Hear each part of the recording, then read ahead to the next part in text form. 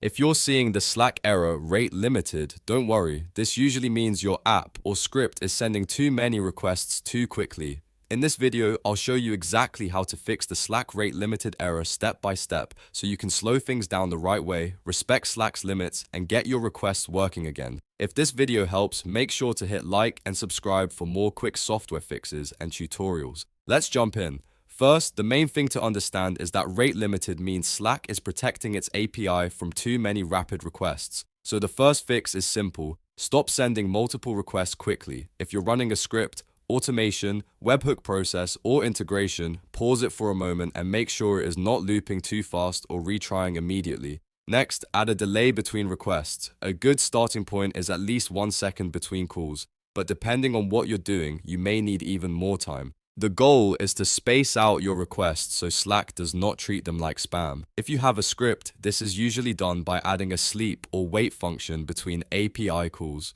Now here's a very important step that many people miss. Check the response header called Retry-After. When Slack rate limits a request, it often tells you how many seconds you need to wait before trying again. So instead of guessing, read that retry-after value and wait exactly that long. This is the safest way to recover from the error without triggering more failures. After waiting the required time, retry the request. Do not hammer the API repeatedly. Just let the delay finish, then send the request again once. In many cases, that alone will resolve the issue and your request will go through normally. If you're still running into the error, the next fix is to reduce the frequency of your API calls overall. That means batching messages or combining actions when possible instead of sending everything one by one. For example, if your workflow allows it, group updates together, limit unnecessary polling, and avoid calling the same endpoint over and over in a short period of time. The fewer requests you send, the less likely you are to hit Slack's limits. If you're building an app or automation, it also helps to review your logic and look for hidden loops,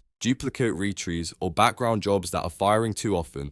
Sometimes the issue is not just the number of requests you meant to send, but the number your code is accidentally sending in the background. So to recap, the fix is to stop rapid requests, add a delay of at least 1 second, check the retry after header, wait the suggested time, and reduce your API call frequency by batching where possible. Once you do that, the Slack rate limited error should be much easier to avoid. If this tutorial helped you solve the problem, please hit the like button and subscribe for more troubleshooting guides, app fixes, and step-by-step software tutorials. Thanks for watching, and I'll see you in the next one.